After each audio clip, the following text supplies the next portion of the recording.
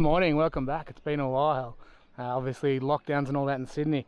We're now coming towards the end of those, to the point where we're allowed to explore a little bit of our own backyard at least. So here I am out at Narrow Neck, out near Katoomba in the Blue Mountains. And as you can see, we're getting some glorious glows and a bit of fog flowing down over the mountains here, over the neck. So we're probably half hour or so before sunrise now. And I'm hoping that if that fog continues to come over there, behind me, it starts to light up and starts to look really nice as the sun pops up over the horizon.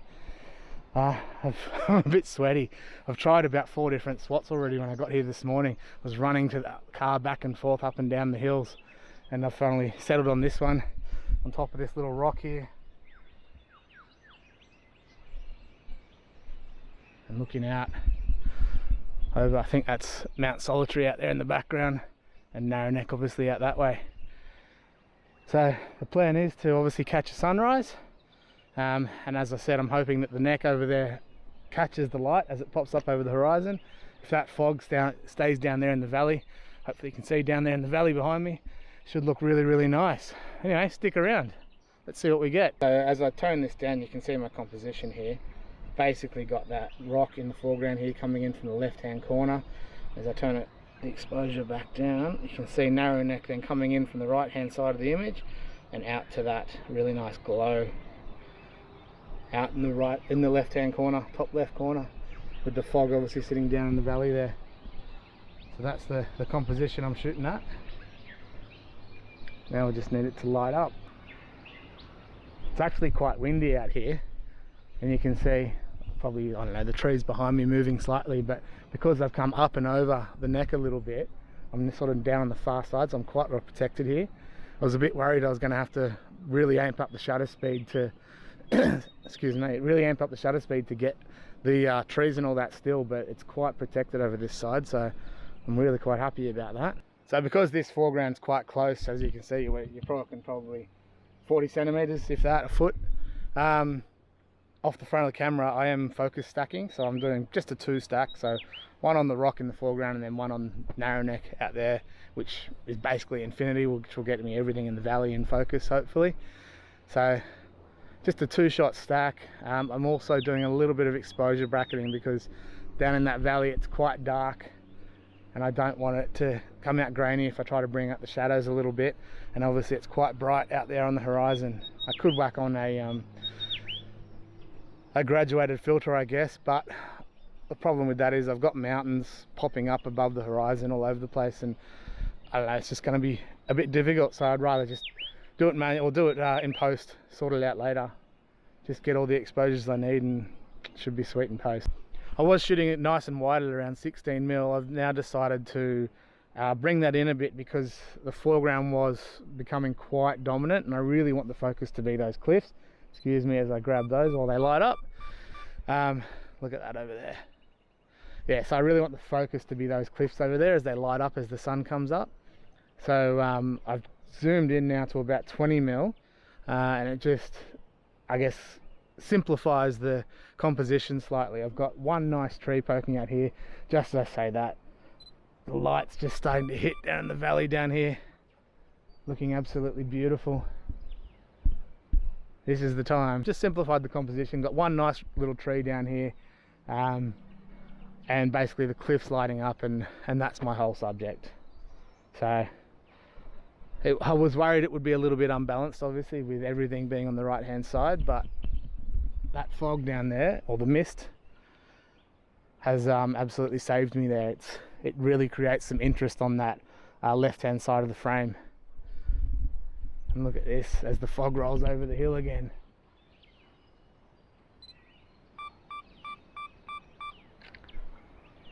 Beautiful morning.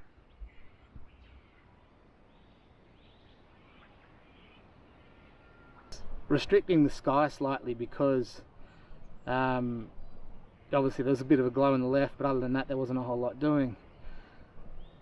But because that fog is just so pretty,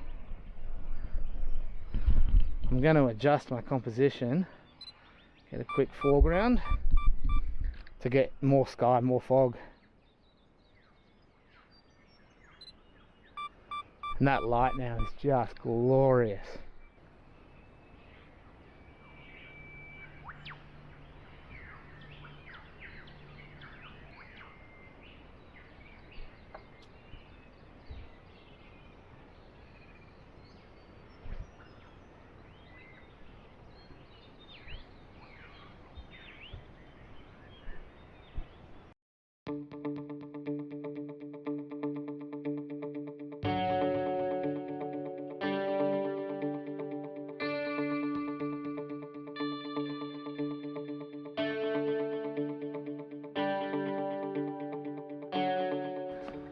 I've always been a wide angle landscape sort of photographer. I'll pull out, I've got a 300mm lens, I'll pull it out occasionally, but more often than not, I hope you can see me through the tree here, more often than not I'm a wide angle guy, and wide angle landscapes only really work if you've got a strong foreground. If you've got just a big wide angle of a big wide vista and there's nothing to draw the viewer into the image, then it tends to not work as well. So I'm always an advocate for getting down nice and low, right on top of whatever foreground you're trying to photograph, and using that to really draw the eye into the image, and then out onto your main subject, which here is, oh, I'm just going to grab this foreground as the lights just hit it. Here is this beautiful little rock formation that I'm standing on right out on the edge of the cliff here, and then obviously our main subjects, the narrow neck cliff faces way out there.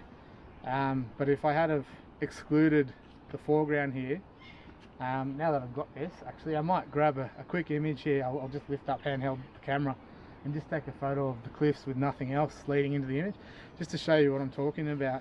If you don't have that strong foreground, it really doesn't draw the eye into the image, and it's just a snapshot essentially. Hopefully you can see just behind me there, the sun just starting to peek through those trees, and I can see it actually on the hills behind me here, just starting to hit. So not long now, hopefully only a few minutes before it hits this foreground here, and I'll grab that and then we'll be on the way, meet up with the others.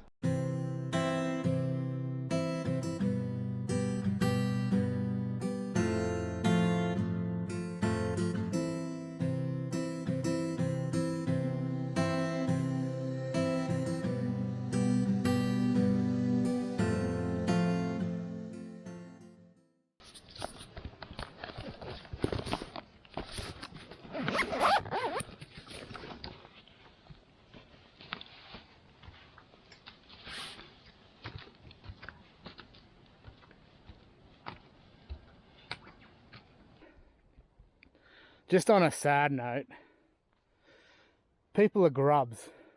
This is baby wipes, bog roll, just thrown on the ground. People have obviously pulled off the side of the road and done what they got to do and thrown it on the ground. It's disgusting, people. Don't do it. Seriously.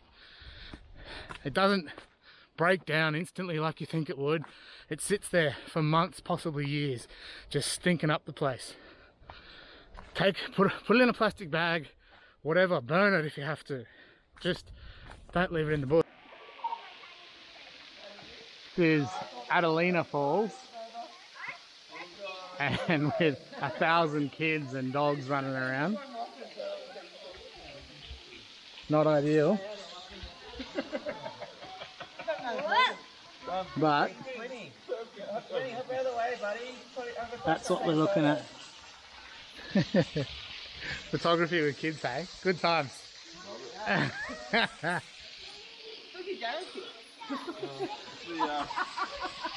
version you'll ever have.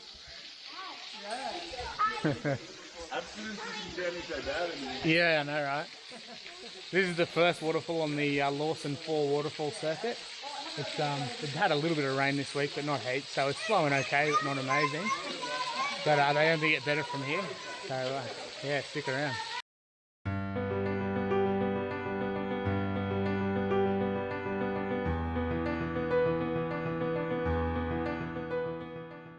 I assume you can hear all that noise going on behind me up there. That's what happens when you do one of these walks with kids. So that's Adelina Falls. That's the first of 4 main waterfalls along this walk. About 4 k's long or so, I think it is. But yeah, really pretty walk. I think the next one might be Junction Falls, which is a ripper. I'll show you that.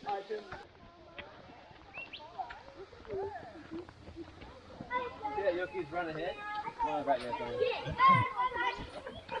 Let you know.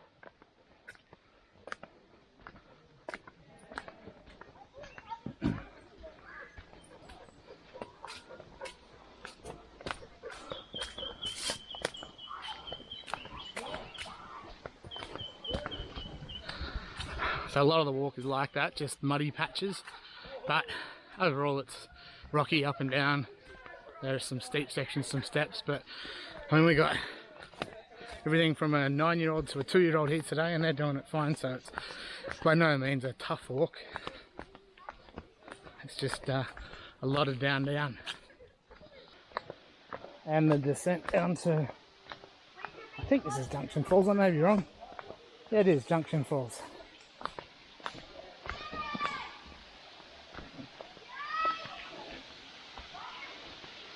It's not flowing amazingly, but it's flowing. It is a pretty fall.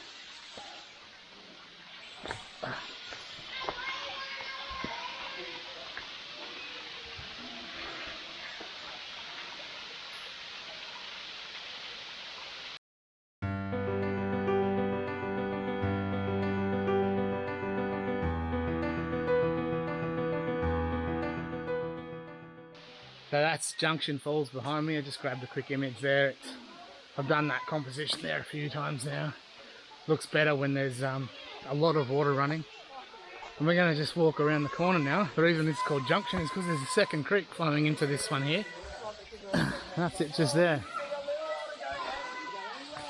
Well, it might go up the high side actually.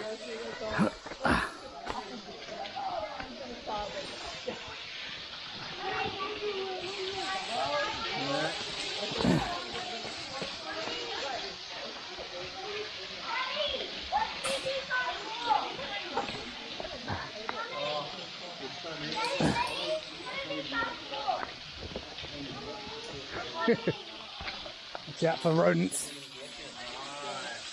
Ugh. Yeah, there you go.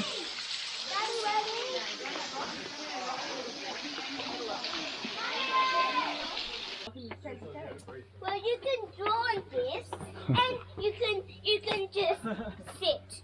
So you can draw and sit. Yeah, that's a good cave, mate. Good cave.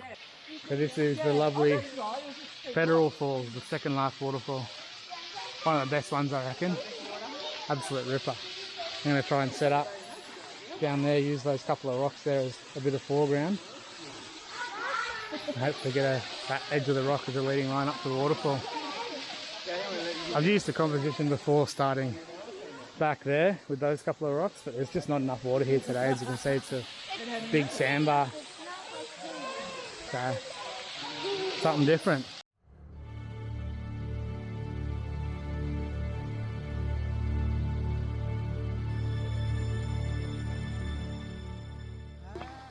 Go mad.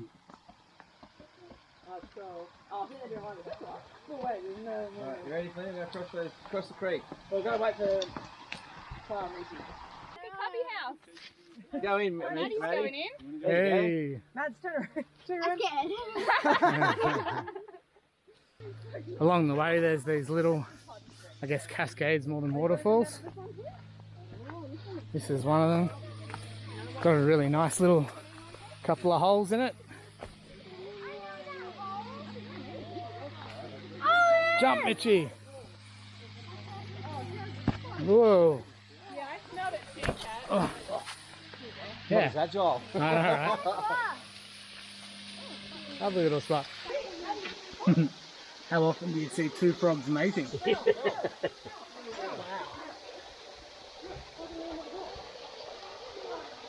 That's cool.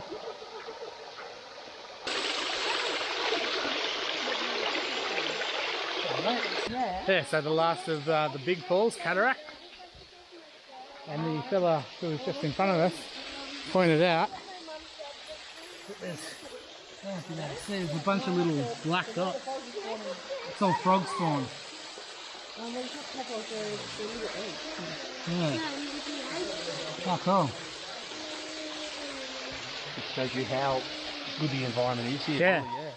Yeah, they're obviously pretty happy living here. Yeah, what a ripping little spot. Can I go some? And from here it's pretty much just a walk up the hill and back along the road, back to the cars. No more waterfalls or even cascades or anything. But what a great little spot to finish up. Thanks for watching, like, subscribe, all that.